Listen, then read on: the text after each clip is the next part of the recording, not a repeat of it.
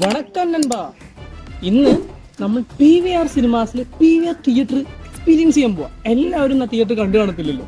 അവിടുത്തെ എനിക്ക് തോന്നിയ കുറച്ച് പോസിറ്റീവ്സ് നെഗറ്റീവ്സ് ആണ് ഇന്നത്തെ വീഡിയോയിൽ. PVRന്റെ ഒരു പോസിറ്റീവ് എന്ന് പറഞ്ഞു കഴിഞ്ഞാൽ അവിടുത്തെ ആ റെഡ് ആംബിയൻസ് ലൈറ്റ് ആട്ടോ.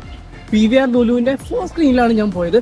അവിടുത്തെ ആ റെഡ് ആംബിയൻസ് ലൈറ്റ് എനിക്ക് ഭയങ്കരമായിട്ട് ഇഷ്ടപ്പെട്ടു കേട്ടോ. അതേപോലെ തന്നെ ആ സീറ്റിന് ഒരു തീമും റെഡ് ആയിരുന്നു.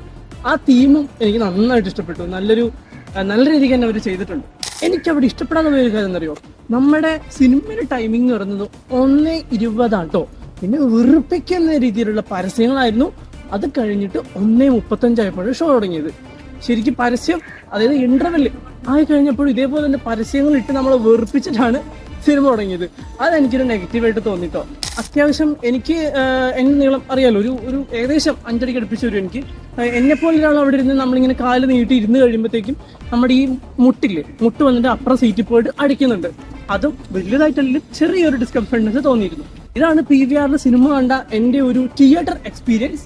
ഞാൻ കണ്ടത് രുധിരം എന്ന് പറഞ്ഞ സിനിമയാട്ടോ. ആ സിനിമയെ പറ്റി പറയുകയാണെങ്കിൽ അത്യാവശ്യം കൊള്ളാം.